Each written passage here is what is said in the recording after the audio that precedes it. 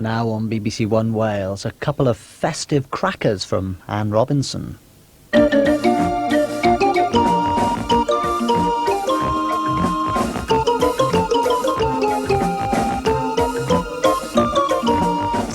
Good evening, and this being our last Points of View of the year, we're going to have a look at some of your favourite clips and re-mention some of your regular complaints, although whether there's any hope whatsoever for the sort of brains that chose to feature Bridge over the River Kwai on Mother's Day is another matter. Victoria Wood, on the other hand, has a very firm grasp of popular taste. We only have television for the news and the wildlife programmes. And the nanny. Nanny couldn't do without the television. I do think David Attenborough is the most marvellous communicator. Yes, he radiates enthusiasm. And I would imagine he's a tremendously nice man. Oh, there's no question about it. That from one of her 6 half-hour programmes repeated earlier this year, and a rich source of clips for Points of View. And certainly David Attenborough's Trials of Life, which finished this evening, has been a sensational success. Along the way, of course, there were those who complained about the unexpected violence. This bit, for example, turned a few stomachs.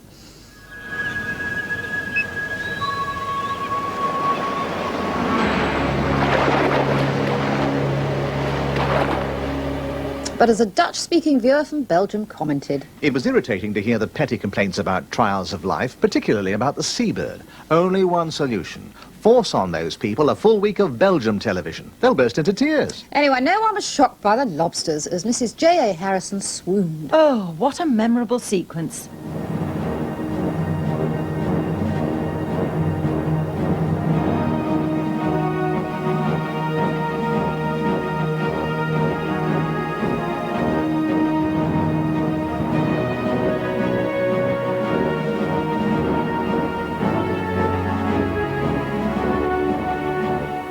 Still on wildlife, M. Taylor of Devizes asks, when are you going to free the poor green snake which crawls over the backcloth? You're quite right, Mr. T. Everyone should be liberated for Christmas. There we go, and Crystal Yule of Clevedon School wonders if the start of the programme couldn't do with a facelift. Maybe jazz the music up a bit. Even my keyboard can do better than that. Well, so much for Lennon McCartney. But Crystal, if you don't like it, we won't use it anymore. Brand new music for the start of the new year. L.J. Edmondson of West Yorkshire wondered, and I did suggest that French and Saunders could put their minds to a Linda Ronstadt special.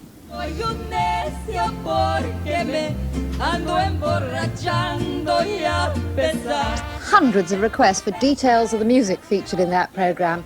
Once again, it is Canciones de mi Padre. That pronunciation a bit beyond a humble newspaper columnist, talking of which, and by popular request, a reminder of that marvellous romp around the grubbier end of Fleet Street, Newshound, Les Blair's Screen One Offering, starring Alison Steadman as the truly awful Jackie Johns. So, must be thrilled to bits. I am, really pleased.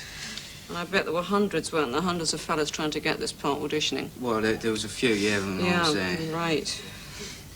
And what do your parents think about this? I mean, are they thrilled to bits that they've got a son now who's going to be a star on television, yeah? Where do your family live, my darling? At the Isle of Dogs. Oh, that's right. And despite the appalling things Miss Johns and her equally disgusting colleagues got up to, lying, cheating, raping, etc., only one thing really upset you. Darling, which darling tobacco company, darling, sponsored Newshounds? Back in the real world of journalism, Julia Cole got very worried about the BBC's Moscow correspondent, Martin Sixsmith. There he is, every winter, enduring the rain, snow, sleet, frost and wind. Julia suggested I knit him a hat. I suggested everyone else did, and lo, hats for Martin, you knitted by the dozen. Well, Anne, I'd just like to thank all the viewers from Points of View who sent me these hats. The only trouble is I can't really decide which one is the most suitable. Anyway, I'm going to be a lot warmer this winter, so thanks again, and a Merry Christmas from all of us here at Television News in Moscow. And from us here. And Julia Cole, Martin's bosses assure me he only has to catch Cole when the cameras are on him. The rest of the time he's allowed to wrap up. And Martin did actually get a break from the wind and the cold and went to Paris for the summit. Not an occasion Mrs. Thatcher will easily forget, and dozens of hawk-eyed viewers noticed that not only was the Tory party upside down with confusion, but also the Union Jack on the then Prime Minister's car. Oh dear, that would certainly have distressed one viewer, a lady for whom keeping up appearances means a great deal because, as Harson never stopped reminding us, she flies the flag of finesse.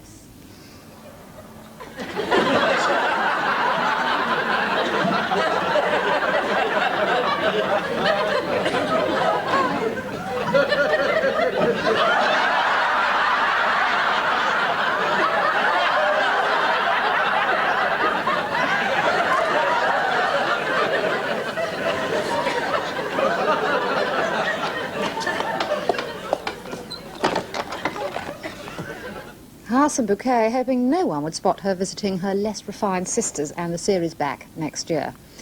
Now, a subject much more often tackled by means of a documentary, senile dementia, has been for several weeks part of the storyline of EastEnders, with Frank and family struggling hopelessly and ignorantly with the condition of Mo. Huge appreciation from those who've been through the same experience, and much praise for Mike Reed's acting.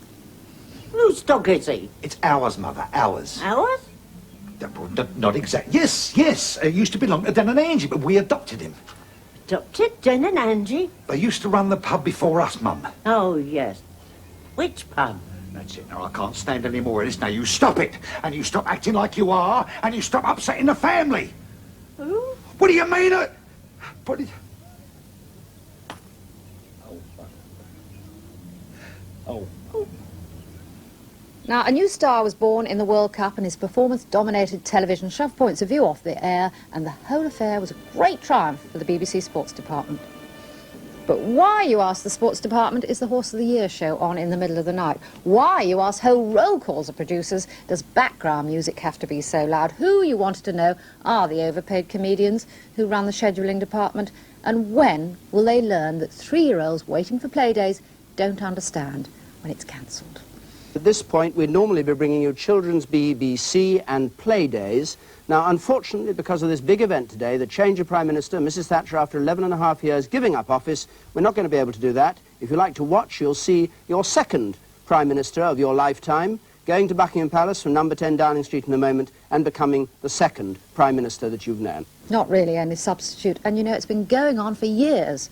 Tip's puzzle, I'm afraid, is going to have to wait. And to those of you who are not interested in all this taxation business that's driving your parents mad at the moment, I'm afraid we must go on with this, and we shall have Tip's puzzle, possibly not at all, possibly later. We'll wait and see what happens. The late Richard Dimbleby. Finally, you begged. Let's see again Michael Ball at the Variety Club Awards singing Seeing is Believing. This clip won on points for the most requested. Have a wonderful Christmas. We're back the second week of January.